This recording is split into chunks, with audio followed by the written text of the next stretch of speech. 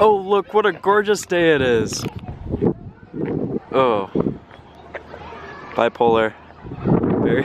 Very bipolar. What's going on? I know I haven't done like an actual vlog style vlog in a while, but I just wanted to give you an update. I had a kind of rough week.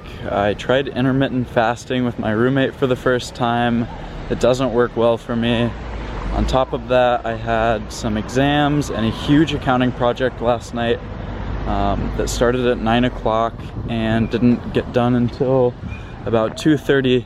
So I didn't have much sleep, and it's just been a rough week. And so I had time to go to the beach today, and as you can tell, I got my sun therapy and sand therapy and sea therapy and vitamin D therapy and everything good therapy, and so I'm good now.